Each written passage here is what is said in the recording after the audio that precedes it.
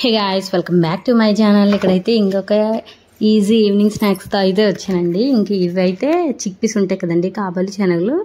అవేమో ఒకసారి తెచ్చి 1/2 kg తెచ్చి ఉన్నాయన్నమాట. ఆల్రెడీ ఒకసారి నేను ఈ కాబలి శనగలు ములంకాడ కర్రీ అయితే వండాను. ఆ తర్వాత నుండి వండుదాం అనుకుంటున్నాను, ఎప్పుడు నానపెట్టడం మర్చిపోతాను అనమాట పడుకునే ముందు.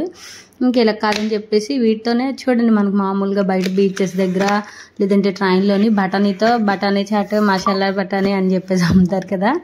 ఇంకా అలా ఏమైనా చేసేద్దాం అని చెప్పేసి గుర్తొచ్చి ఇంకా అవైతే మధ్యాహ్నం అయితే నానబెట్టేసానండి. ఈవినింగ్కి చేద్దామని చెప్పేసి ఒక 5 hours నానబెట్టేసిన తర్వాత మీడియం ఫ్లేమ్లో పెట్టి ఒక 4-5 విజిల్స్ అయితే వేయించాను వాటిని. ఇంకా దానిలో కలుపుకోవడానికి అని చెప్పేసి ఒకవైపు ఆనియన్స్ అయితే కట్ చేసుకుంటున్నానండి.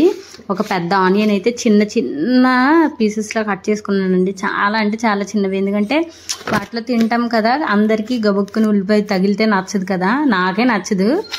ఇంకా అందుకని చెప్పేసి చిన్న చిన్న పీసెస్లో కట్ చేసుకున్నాను. అలానే మనం టమాటా కూడా వేసుకోవచ్చండి, కానీ ఈషాకి కానీ వాళ్ళ డాడీకి కానీ అలాగ పచ్చిగా టమాటా తగిలితే ఇష్టం ఉండదు. అందుకని చెప్పేసి టమాటా అయితే వేయలేదు నేను, టమాటా కూడా వేసుకోవచ్చు అనమాట. ఈలోపు అవి ఉడికిపోయిన తర్వాత వాటర్ డ్రైన్ చేసేసి ఆ చిక్ పీస్ అయితే తీసుకున్నానండి. అవి ఒక బౌల్లో తీసుకొని అందులోనే మనం కట్ చేసి పెట్టుకున్న ఆనియన్స్, టమాటా వేసుకుంటే టమాటా వేసుకోవచ్చు, నేనైతే వేయలేదు. అందులోనే కొంచెం ఉప్పు, అలానే కొంచెం కారం వేసుకొని అవి బాగా మిక్స్ చేసుకోవాలండి. ఇప్పుడే మనకి ఒక శనగ తిని చూస్తే తెలుస్తుంది కదా ఉప్పు కారం ఏమైనా సరిపోయిందా అండి.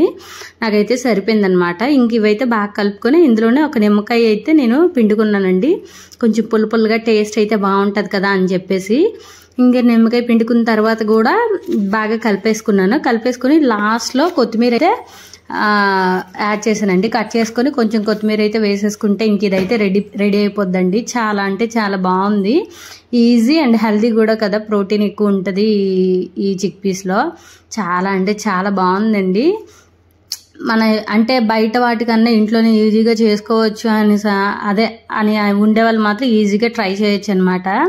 ఇంకా నేనైతే ఇది చేయడం ఇదే ఫస్ట్ టైం, చాలా బాగా వచ్చింది. అదేం పెద్ద కష్టమేం కాదులేండి. ఇంకా ఈ వీడియోకి అయితే ఇంతేనండి. మా వీడియోస్ కనుక మీకు నచ్చినట్లయితే ప్లీజ్ లైక్ చేసి, షేర్ చేసి, సబ్స్క్రైబ్ చేసుకోండి.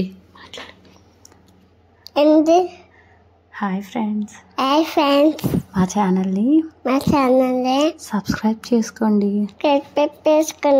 లైక్ చేయండి, షేర్ చేయండి.